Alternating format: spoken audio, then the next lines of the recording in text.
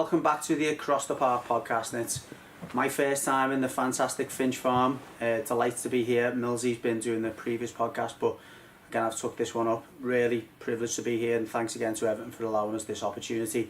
And it's another Everton Women special, and I'm delighted, privileged to be joined by the Everton Women's manager, Brian Sorensen. Brian, thanks for agreeing to join us. Yeah, no problem. You're more than welcome. No, really appreciate it. And again, admittedly, up until this season, we've been predominantly a men's Everton podcast, but again, thanks to Everton for allowing us this opportunity, and for Millsy and the team to come down so many times. We've became massive women's supporters, and as of a lot of our followers. But just for the benefit of some of our followers who are maybe still following the men's game, just talk to us a little bit about your journey and how you became the women's manager. Yeah. So I'm originally from Denmark, and been a head coach manager there for more than 20 years in the women's game, and had 3 top teams in Denmark. AGF, it's called now. It's called Skovbank when I was there, where I had Pernille Harder, Nadia Nadim, which many knows as big profiles out of Denmark. And then I went to Fortuna. I was there for 6 years. So 6 years in Skovbank, 6 years in Fortuna. And then took 2.5 years in FC Nordsjælland, who's now one of the dominating clubs in Denmark on the women's side. And then after seeing the same stadiums for quite some years, needed a new challenge.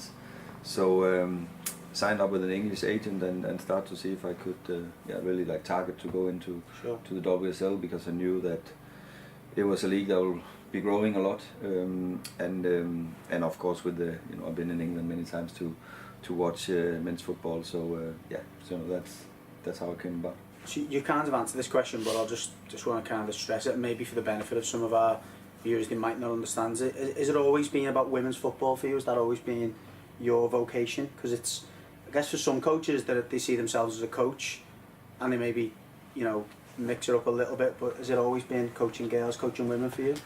Yeah, it has, and I think because in Denmark it's not full professional. It's always been like half professional, half amateur. And I'm originally a carpenter, and I had my own construction company for the same amount of years that I've been a coach.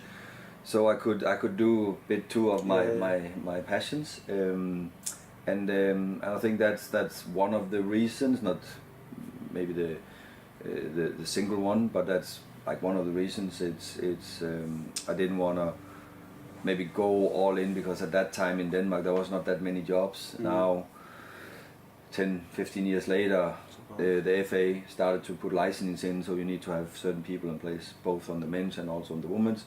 So there became more jobs, and I think if I was born 15 years later, maybe I would have made a career out of it straight away. So that was one of the reasons. And the other one was that I always loved. They didn't demand anything, or like the girls is so pure. They don't do it for the money. Even now I don't feel it, because it's nothing.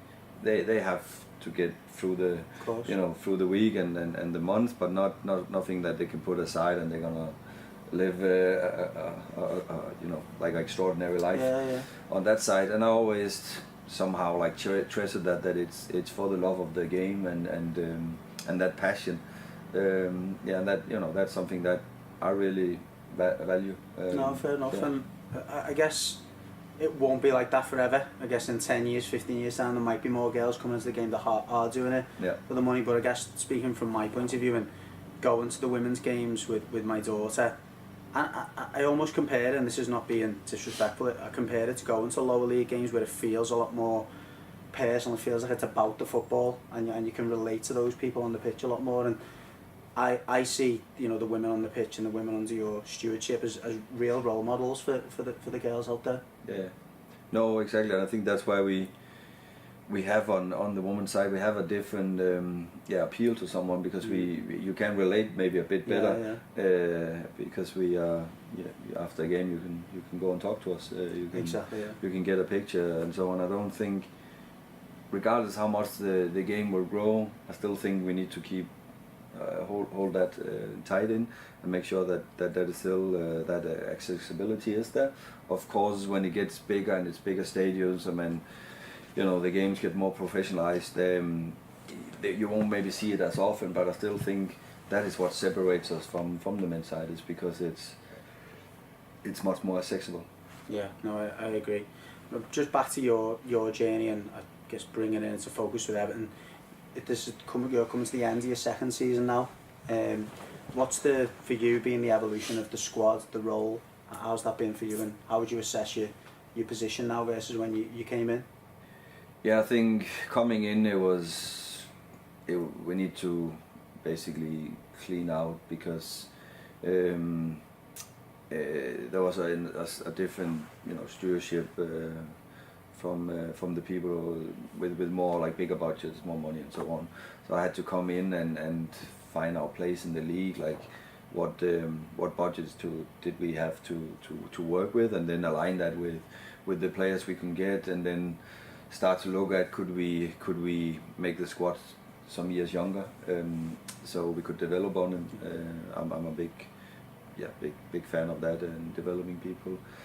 And then we did that the first season. I think 10 out, 10 in or something like that. It was a big turnover. And then it's been, I think the process in how we play football is been going up throughout the 2 years. We ended up 6th the first year, but the football we're playing now is much better. The other stuff that we haven't been able to, and you can't control, is how the season been going with injuries and so on, but also because the club is in the situation it is, we had to sell to our best players and biggest players. Just to make sure that we could invest them in future from the club, instead of letting the contract run out and then you most likely lose them anyway. So and that's you bring quality off. It always hurts you a little short term, but I think long term, I think there's a plan in place, and we have a good process in how we train, how we control the games, and I'm very, very happy where we actually are. If you just look at the performance side of it and the process that we've been through, regardless, it feels like 6-7 injuries out every week, but that's that's how the game is at times when you're not have that luck with you. So that's something, of course, we want to change for the next season, because we want to maybe see a bit better progress, getting more points over the board, and that just takes consistency, and that's what's been really lacking this year, is consistency. But we have been consistent in performance, regardless of the players we've been playing. So that makes me happy. That makes me proud. Yeah, I guess that's testament to the work you're putting in. If you can see that consistency and the women buying into the way you're playing, being consistent. So whether you've got a player coming in who hasn't played much this season, that they slot straight back in, and I guess testament to the performance the weekends. We've got to talk about that, and that was almost a mark of the improvements. The appetite and the desire, but more so the belief of the players against the highly experienced but highly decorated Arsenal squad. I mean, we spoke off air about the bench they could field, the players they could bring on, but you had a game plan. You executed it with some difficult moments, but you went toe to toe with them. And how pleasing was it to get that validation? Yeah, and I've been saying to the girls here, we played Chelsea in the FA Cup where we lost 1-0. And again, before the game I said, this is our time. Like, we deserve that step because we've been developing so well as a squad, as a team.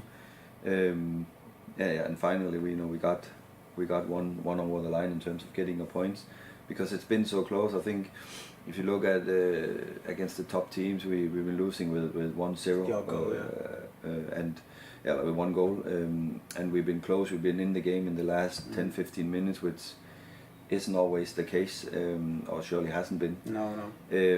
So the one where the biggest, from looking at the result, has actually been against United, but that's actually where we we felt we've been having a much better You're overhand. a bit more expansive and actually but just because of the, you know, the quality they have, you give them some opportunities and they take it. So I feel the performance against the traditional top four has been really growing, and I feel that we just needed this one to get a point. So the belief in what we're doing is we're really on the right track, and it's just about getting consistency in player selections, because then we can grow even more and even faster. But going back to the age of the squad, and obviously the significance of the draw, how amazing was it to have a young Evertonian, 16 years of age? I mean, the hairs on my neck are standing just talking about it again, but it was an amazing moment for you and the group, but for her personally as well, for Izzy. I think we had Izzy and Macy in consistently in our training for at least all the season almost, and it shows that Izzy has taken some really good steps in the development, and I trust to put her in against a top side, which Arsenal are, and she goes in and she delivers really well. Not only with the goal, but also defensively. General contribution was she sets up the corner for the goal with a really good pass into the space.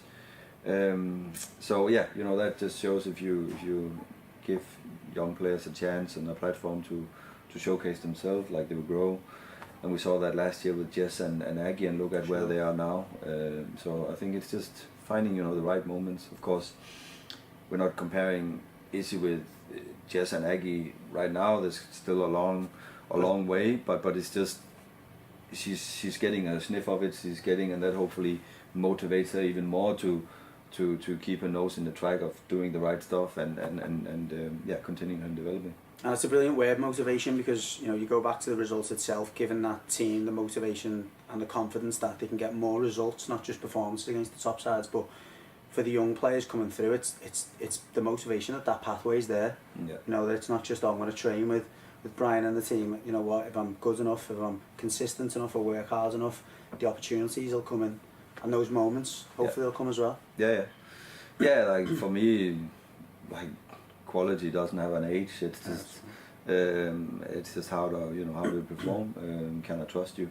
I think that's the biggest thing. Like, if I can trust that you're gonna do the job for the team, then you have a place. I think it was a really nice moment, especially with the goal. But it's good to all the other youngsters, because it takes a lot of consistency in training to get in and perform on this level, because we are in the best league in the world. So it's for young English players to step in, it's probably the hardest place in the whole world to break through, because of the demand. You look at the nationalities just in your squad, it's full international all over, and that's the gap you have to breach from playing a youth level to go in. Where if you were like from Denmark, I develop a lot of those players that are now in different countries playing for really good teams. I think more 15 on the national team I work with, but they had a easier step into playing first team football, because the Danish league is not as hard, so that means it's easier to get the talent. There's many foreign nationals into the exactly. So here England is probably the hardest place in the whole wide world to go in and perform, and that's what I think everybody needs to understand. It takes a lot of sacrifice, it takes a lot of patience, because the step is unreal. Well, there's a picture that you may or may not have seen it doing the rounds on social media of Izzy. I think she must be about between 6 and 8 years of age. She's got the Everton shirt on. It looks like she's actually at Walton Park. I'd like to know if it is. I was asking around, but I think that picture almost tells it all. I mean, she's been on that muddy pitch. She's been on those muddy pitches since she was 6 to 8 years of age, and she's probably been kicking about with her mum and her dad and her friends. And again, for all that hard work to pay off, it's just what football's about, isn't it, really? Yeah, exactly. It's we can't, you can't write it better. No, of course, against Arsenal is the youngest one and so on, but the most important thing for her is to keep her keep her head down now, keep her head keep down doing what she's been doing, and keep doing what she's been doing. And I haven't actually. I was congratulating after the game, but I want to also take a talk to her about that. Trying to stay level-headed, The hard work continues, because that's what brought you here and give you that chance now. Yeah, we need. If anything, it's pressure now, isn't it? You know whether we, and not that you'll be putting that pressure on, but everyone now is looking to her. Can she make that impact? And it's not that simple. Football's not that simple, and it's a different challenge for her and the rest of the group now. You go and get a result against Arsenal, and we'll come on to the Spurs game in a moment. For the dressing room, for you all now, it's, well, you know what, we're expected to go and beat Tottenham after the result against Arsenal. We want to go and do that. Yeah, and that's why. But that's why for us, for me, for the staff, like the level of performance we're putting in, we rely on that, because if we go out and we perform like the that, the result will come like that. That's I'm a true believer in that. If we keep doing the right things, we are on the same page. And of course we work hard. We have the heart and the grind with us. Then results will come. That's inevitable. But if you stop working, start asking questions and so on, and don't believe, then it doesn't matter how good you are, you will never be able to get results. So we are in a club, and also has a squad that needs to rely on each other, and we need to grow together, and we need to be better. We need to have our 11 players on the pitch equal 12 or 13, because Arsenal's 11s is probably player for player better all the way around. So what can we do? We just need to have a better team. Like that's our strength.